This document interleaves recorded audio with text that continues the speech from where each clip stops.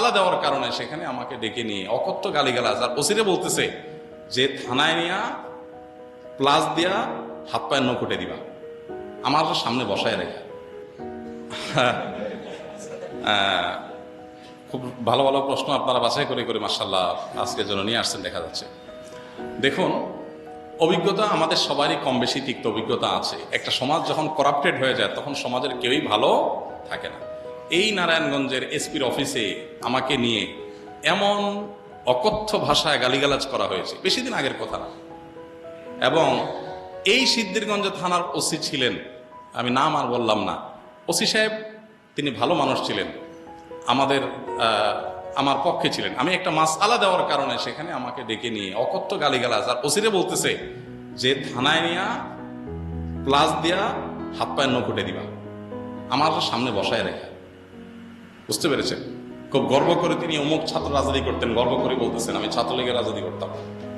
এই নারায়ণগঞ্জের এসপি, এই বর্তমান এসপির কথা আমি বলছি না, এর আগে যিনি ছিলেন। তো এটা আমাকে বসায় নিয়ে থ্রেট দেওয়া মাসআলা, আমি ওনাকে বললাম মাসআলা, আমার মাসআলা বলার ক্ষেত্রে কথা বলার অধিকার থাকবে আলেমদের। আপনি পুলিশ হিসেবে আপনি তো বলতে পারেন না মাসআলা আমি কোনটা বলবো কোনটা বলবো না, কোনটা সঠিক কোনটা বেঠিক, এটা তো আপনার বলার বিষয় না, তো আলেমরা বলতে পারে।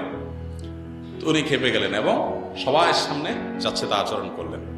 কত শত অভিজ্ঞতা আছে, এগুলো তো আমি মানে সবকিছু বলার সুযোগ পাই না, আর বিশেষ করে বলতেই তো পারি না।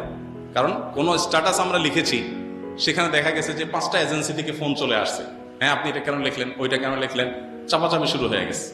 আমাদের ফাউন্ডেশনের সমস্ত হিসাব নিকাশ পুঙ্খানুপুঙ্খভাবে রাখার পর সেটা আবার আমরা ভালো অডিট ফার্মের মাধ্যমে অডিট করে একেবারে এমনভাবে রাখি যে তিল তিল করে আমরা হিসাব ফেসবুকে পর্যন্ত দিয়ে দিই, কোনটা কত দিয়ে কিনি সেটা পর্যন্ত আমরা দিয়ে দিই। এত কিছুর পরও দেখা গেল যে আমাদেরকে বিভিন্নভাবে নাজেহাল করার চেষ্টা করা হতো কোনো লোক। আলহামদুলিল্লাহ এর মধ্যেও প্রশাসনের উপরস্থ কিছু কিছু মানুষ পরেশান করলেও নিচু পর্যায়ের বা মাঝারি বা কোনো উপরস্থ কর্মকর্তাদের সহযোগিতাও ছিল। তাদের সহায়তা না থাকলে এতদূর আমরা আসতে পারতাম না। কিন্তু একটা বড় অংশ আমাদেরকে দৌড়ের উপর রাখতো। ইস্তেসকার নামাজের ঘোষণা দিছি, আমার বাসার নিচে দেখি যে বিভিন্ন গোয়েন্দা সংস্থার গাড়ি বোঝাই করা, মানসিকভাবে পেরেশানি। বাবা ইস্তেসকার নামাজ পড়বো, একটা নিরীহ একটা ইবাদত, আল্লাহর কাছে দোয়া করবো দেশের ভালোর জন্য। সেখানে দেখা গেল যে আমি বাসার থেকে বের হইতে না হইতে দেখি যে মানে একেবারে চারপাশে ঘিরে ধরছে, সোজা কথা মানসিক চাপ যেটাকে বলে সেটা দিয়ে রাখা। কত কাহিনী এবং কত ঘটনা যে ঘটেছে সেটা তো বলানো।